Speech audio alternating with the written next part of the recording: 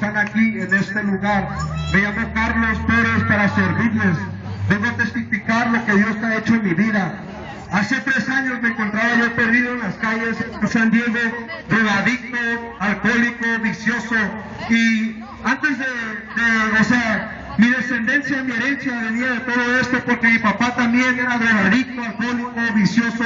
Mi mamá no se daba cuenta, pero nuestra familia estaba distorsionada sin el Dios vivo al que le servimos hoy. Y luego un día, un tío mío que ahorita en este momento ya es ministro, invitó a mi hermanita de 5 años a la célula que él tenía en su casa de él, y nos tocó ir a verla en un servicio de Navidad.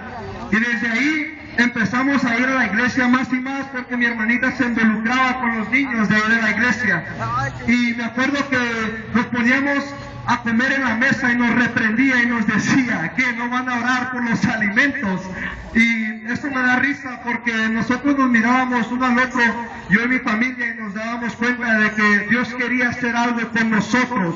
Entonces le dimos entrada y todo el yugo se pudrió en mi familia. Dios empezó a hacer una obra, la obra que Él tenía conforme para mi familia, la empezó a poner por obra, y aquí estamos celebrando, estamos aquí glorificando al Dios vivo, al Dios de los cielos, al Dios de las alturas, al Dios que cambia y restaura y da esperanza al perdido, al alcohólico, al que está en vicio.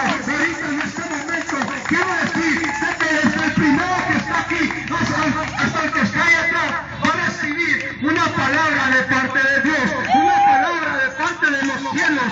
El Dios que yo sirvo es un Dios de milagros, es un Dios de misterios, un Dios que quiere consolar tu vida. Visita que estás aquí en esta tarde. Dios es grande, Él es poderoso, Él puede cambiar tu vida y darle un giro de 180 grados en este instante. La vida no la tenemos por asegurada, mañana podemos morir. Yo puedo caminar ahorita por esta calle y se acabó la vida, y voy a exagerar, pero 100 años de hoy en este día vamos a estar muertos. Pero la meta no es vivir para siempre, sino dejar una descendencia, una herencia que sí lo hará. Y así, de esa manera lo hizo Dios con nosotros. Dios los bendiga.